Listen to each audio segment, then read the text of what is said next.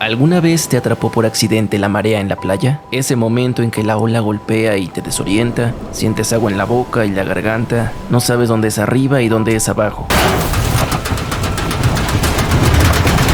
Y es cuando lanzar brazadas comienza a pasar de la calma a una desesperación bruta. Cuando el agua te salpica la cara y los ojos arden, pero ya no tienes fuerza o claridad para dejar de manotear y limpiarte el rostro salado. Dicen que frente al miedo a la muerte ves tu vida pasar, pero en ese momento el mundo desaparece y solo piensas en el segundo que tienes delante.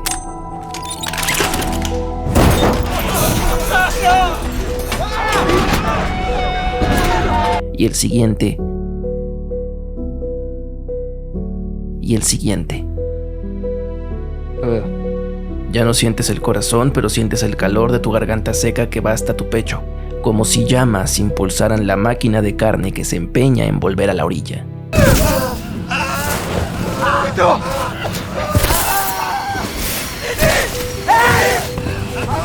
Y de repente pisas la arena de nuevo, arrastras el agua, salpicas y logras llevar tu cuerpo al calor de la arena seca.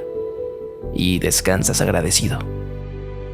La representación de la tragedia o el milagro de los Andes de la nueva película de Netflix dirigida por J.A. Bayona no parece ser nada como un accidente común en la playa, pero la visión de su director y del relato guionizado de la conducta humana, de la reacción, del sufrimiento, del miedo y de la fuerza sobrehumana física y psicológica sí captura el instinto, la sensibilidad de la supervivencia. Cuando ves La Sociedad de la Nieve, no solo te compadeces de esas personas, también sientes su temor y te recuerdan el vacío en el corazón frente al miedo, porque la película es todo sobre representar reacciones, todo sobre representar el duelo de la derrota y la desesperanza, y todo sobre el sabor azucarado y cálido del descanso del sufrimiento, y finalmente, sobre el cuestionamiento de la utilidad de ese sufrimiento. ¿Por qué viví esto? ¿Por qué ocurrió este evento traumático? ¿Qué sentido tiene haber sufrido? Bayona, su director, tiene el poder de la liga. Sí, ese material elástico que cambia su forma.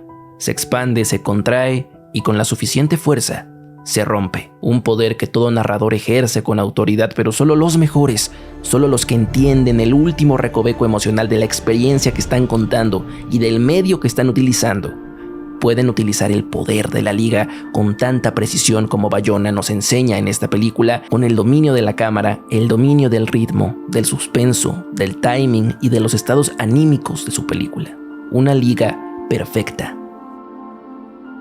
La película parte desde el silencio sobre la montaña, el ente que observará a los actores de este evento, como si fuera un postulado de las jerarquías de nuestro mundo. Primero el planeta, sus fuerzas, luego el humano y sus conflictos, y cómo estas dos fuerzas no necesariamente tienen una relación y solamente una reacción entre ellas. La voz de Numa rompe el silencio del panorama blanco, un humano intentando descifrar el significado del evento.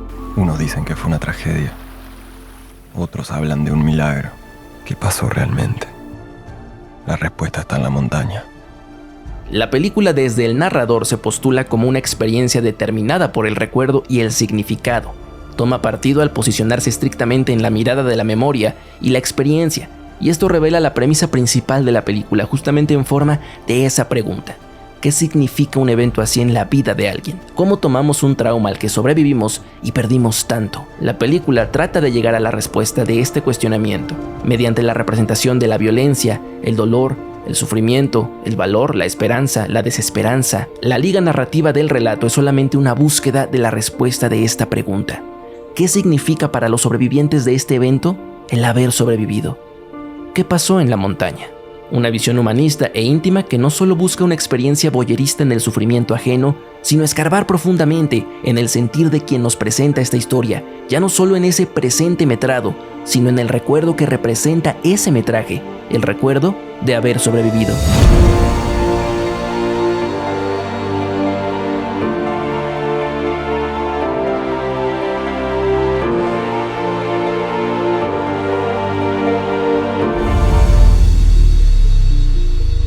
Bayona abre su liga narrativa velozmente, presenta a sus protagonistas con mucha eficiencia y practicidad en una secuencia unificada por la idea de un viaje que se avecina con rapidez.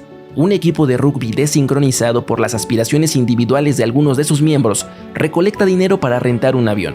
Eso nos lleva a un establecimiento de carácter e ideología de sus personajes en una iglesia, para entender bajo qué cosmovisiones se rigen los personajes en ese contexto. Y no cualquier personaje, Numa, nuestro narrador, presentado como una consecuencia casi accidental de los otros personajes, un invitado a dicho viaje sin responsabilidad de cumplirlo, como muchos de los que estaban en ese avión.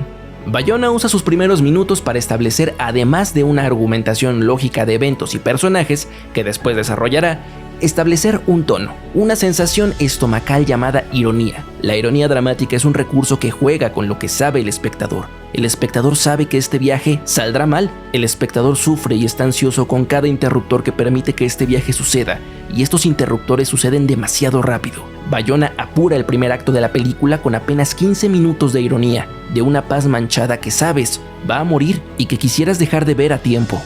Con la voz en off del narrador establecen edades, establece contextos, pero en su ritmo no quiere que conozcas a fondo a estos personajes, no aún, no lo suficiente. Quiere que te sitúes entre ellos, como un igual que alguna vez fue así de joven, que es así de joven o que será así de joven. Quiere que saborees la emoción ansiosa de su juventud y su expectativa flameante por descubrir el mundo. En esa prontitud observas el brillo de sus ojos. Bayona comienza a estirar la liga del relato muy rápido, recortando agresivamente la distancia entre nuestra angustia irónica y la inevitable verdad. La escena del accidente es una proeza de dirección cinematográfica. Durante la mayor parte del tiempo de esta nos sitúa en la perspectiva de Numa, solo alternando a reacciones y pocos planos generales para ubicación espacial. Bayona no quiere una ubicación espacial.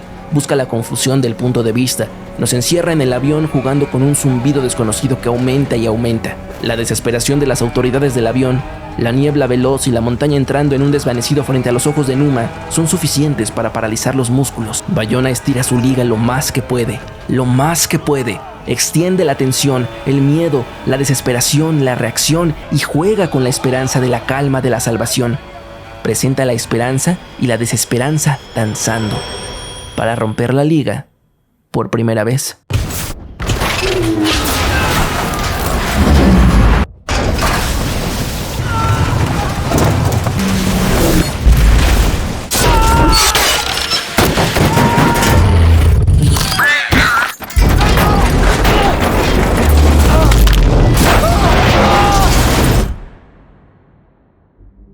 La forma en que decide extender el suspenso en esta escena es reveladora porque ese será el patrón anímico y estructural del guión. Un juego entre la luz y la oscuridad, entre el destello cegador hasta la oscuridad incapacitante, como veremos más adelante. La secuela del accidente es un pitido incesante después de un gran estruendo. Un shock representado en el sonido chirriante del metal del avión que sientes doloroso y violento, tanto que el sonido a veces escapa de Numa. Planos extremadamente cerrados dentro del avión, un enfoque intimista al sufrimiento, donde la suerte de haber sobrevivido no se puede ver. Durante la noche, Bayona introduce un concepto de color importante para el resto del filme y que tiene que ver con los niveles de esperanza de la película y los juegos entre la victoria y la derrota, la calidez y la frialdad. El sol, así de caliente y naranja como entra por la ventana, casi pudiendo sentir su calor, representa la victoria de haber sobrevivido una noche y el primer momento en que los personajes, de hecho, pueden notar que están vivos, que sobrevivieron a un avión estrellarse. Este juego de calidez frente a la paleta fría de los Andes es fundamental en la película y representa su viaje, la estructura de la liga y la estructura anímica. Bayona hace poco compartió de hecho esta imagen en su Twitter, explicando justamente esta estructura en su color, comenzando por la calidez de la emoción de la aventura a Chile, reinando la oscuridad en todo el nudo de la película y permitiendo entrar de nuevo el calor una vez han logrado regresar de la montaña, pues incluso el sol de los Andes sabe helado. Aparentemente sencillo el uso del color y la paleta cromática, pero efectiva su intención. Las temperaturas cálidas no solo brindan la esperanza de la victoria de un nuevo día, también brindan la esperanza que reside en el recuerdo, cuando la frialdad del presente es interrumpida solo por la calidez del flashback, del recuerdo vivo. Y como espectador estás tan condicionado al frío que sientes el calor de esas imágenes cada vez que aparecen en pantalla. Cuando se aborda el tema más controversial históricamente de esta anécdota, que es el consumo humano para sobrevivir en el desolado hielo, la película plantea muy bien el dilema y el impacto de la decisión, así como sus ramificaciones. Desde el inicio plantea a Numa como un católico, lo cual define sus valores y con ello complica la decisión de ingerir carne humana. Toda la secuencia relacionada a este tema se aterriza muy bien desde el drama de las necesidades de supervivencia y unos diálogos filosos. Esto apoyado con la forma cercana a la crónica de la narrativa de la película de presentar con respeto a las personas como van falleciendo, dándoles nombre y peso dentro del relato. Incluso la misma escala de los textos llega a ser demoledora al ver tantos nombres con un significado tan triste como lo es la muerte.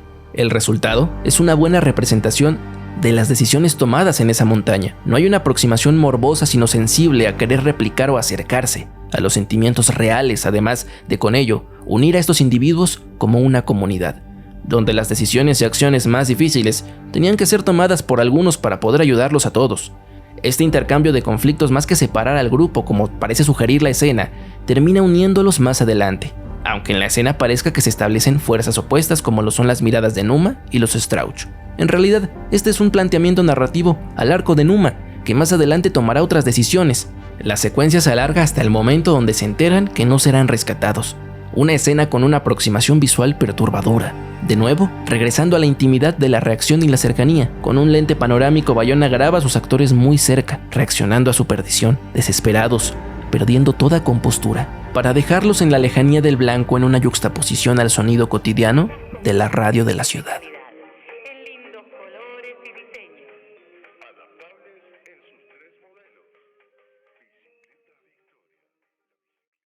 El segundo acto respeta los intervalos de luz y oscuridad de Bayona, la avalancha frente a la celebración de la persistencia, y la posterior oscuridad volviendo a ser destruida por la calidez de la luz, el regreso de la perseverancia para poder escapar, nacimientos y muertes del espíritu humano, la esperanza de la radio, la derrota de la radio. Y es en este acto donde Numa y los demás comienzan a intentar responder a la pregunta de la película: ¿qué es lo que está pasando en la montaña? ¿Qué sentido estamos encontrando? Y se dan cuenta que deben encontrar un sentido único atado a las reglas de la nieve. Este diálogo es fundamental porque es lo que sostiene en gran parte el nombre de la película. Una sociedad se define por sus propias reglas basadas en su comunidad y su lugar de residencia. La sociedad de la montaña ya no puede encontrar sentido en las reglas del mundo de afuera.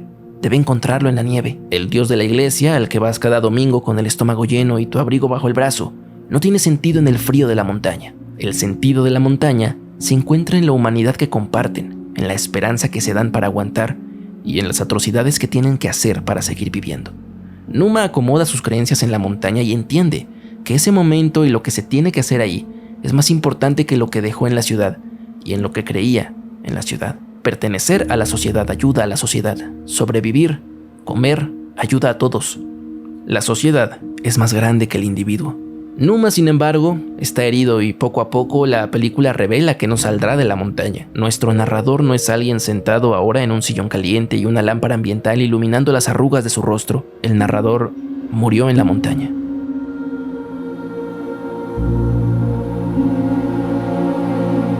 Me llamo Numa. Morí el 11 de diciembre de 1972,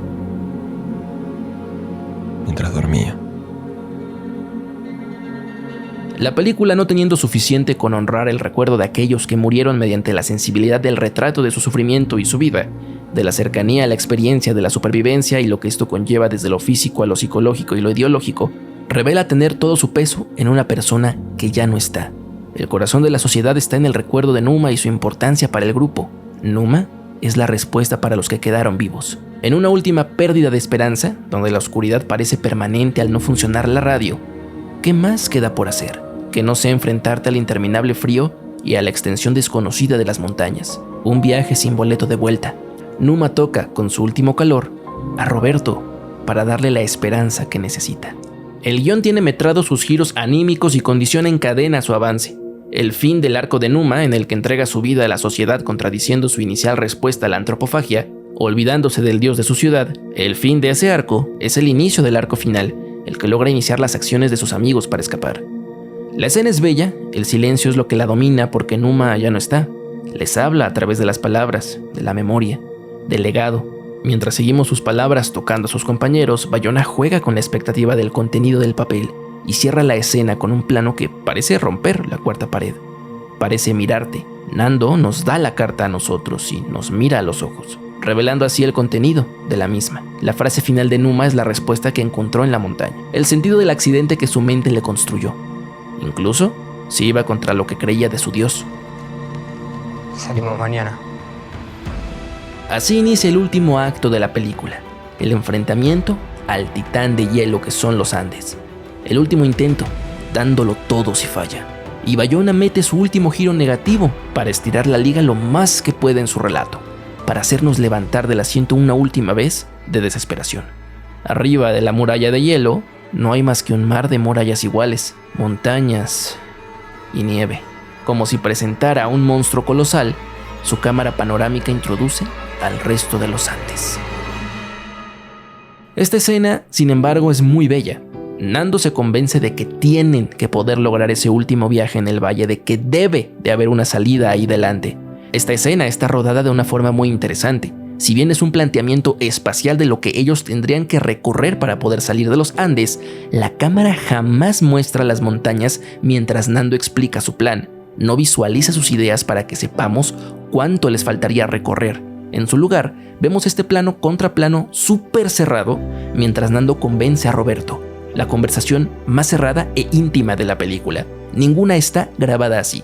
Y la razón es que lo importante no es cuánto de valle y montañas falta, sino cuánta esperanza queda en el cuerpo de estos dos chicos. En un momento de la conversación, el más decisivo, Nando señala una montaña que no vemos y le pregunta a Roberto si la ve. Ahí es donde tienen que llegar para escapar. Roberto ni siquiera la voltea a ver, pero le afirma que sí, la ve. Porque Roberto no está creyendo en la distancia, está creyendo en el hermano que tiene enfrente. Él no ve el destino, ve la esperanza frente a él. Y eso termina siendo un impulso mucho más grande que otra cosa. Todo dicho desde la gramática de la cámara, la escala del plano y la decisión de qué mostrar y qué no. Y es así como Bayona nos pone en la elasticidad máxima de su liga. Tan habilidoso incluso que en las secciones finales de la película, aparentemente ya predecibles, aún ahí puede sorprender.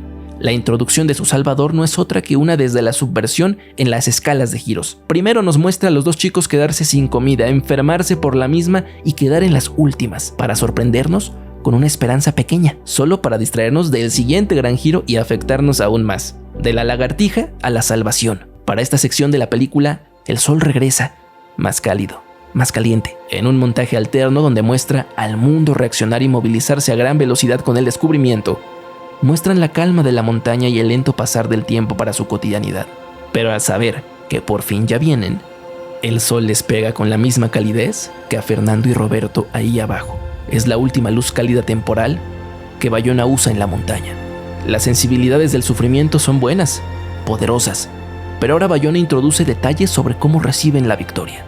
Después de 70 días, siendo una sociedad con sus reglas y sus prioridades únicas de la montaña, exclusivas, poco a poco regresan a pensar como antes.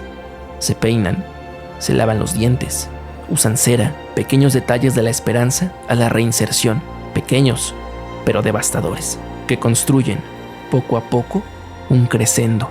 Los muertos también regresarán como memorias, recuerdos, pruebas de que estuvieron vivos. En el suelo, Roberto también abandona la sociedad enterrando lo que antes era comida, ahora como un sagrado cuerpo que debe ser enterrado con respeto en la tierra. Los últimos en ser presentados en pantalla con nombre y apellido son los que vivieron, porque ellos traen a todos de vuelta, aunque sea en su memoria, en su mirada, en su relato. Y mientras el sonido de hélices rebota en la montaña, y esta secuencia llega a su máximo crescendo, Bayona rompe la liga.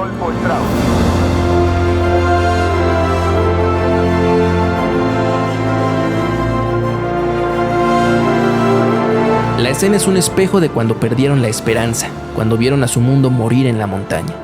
Ahora lo ven revivir de nuevo en ella. La cola final de este relato es hermosa. Todos los buenos finales de Bayona se sienten como cuando dejas de bracear en el mar. Estás exhausto pero liberado. Y en general, así se sienten todas las películas que te alteran tanto emocionalmente. Los vivos regresan al mundo, pero aún no están seguros de la respuesta a la pregunta que plantea la película. ¿Es esto un milagro o una tragedia? Se hizo el milagro. ¿Qué milagro, mamá? ¿Qué milagro? ¿Qué fue lo que vivimos en la montaña? ¿Qué sentido tiene que nosotros hayamos regresado, que hayamos vivido? Las imágenes finales son un difuminado espacial y sonoro bellísimo. Pasamos de la calidez del presente al frío de la montaña. Los sonidos y los cortes desvanecen espacialmente el hospital y la nieve. La vida y el recuerdo del trauma conviven en un solo difuminado, como lo harán toda la vida para estos sobrevivientes. sonidos y sensaciones que jamás van a olvidar. El aire de la montaña.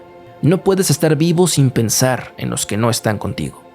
Inuma, al narrar, sugiere la respuesta a la pregunta de la premisa, la que encontró antes de morir en paz. La verdad de la montaña, que supera al individuo. El sentido de la muerte se encuentra en la vida y el recuerdo.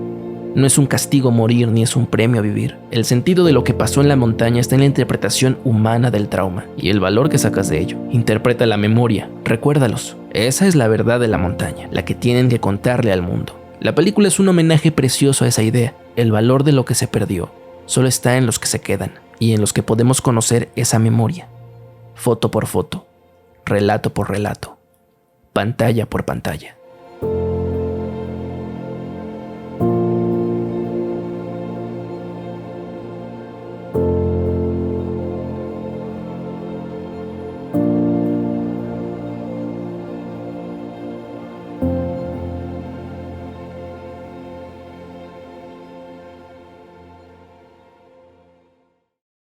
Espero que les haya gustado el video. Si fue así, no olviden dejar un like y compartirlo con todos sus amigos para que más gente pueda ver la belleza de la Sociedad de la Nieve. No olvides suscribirte para seguir viendo videos así de deliciosos.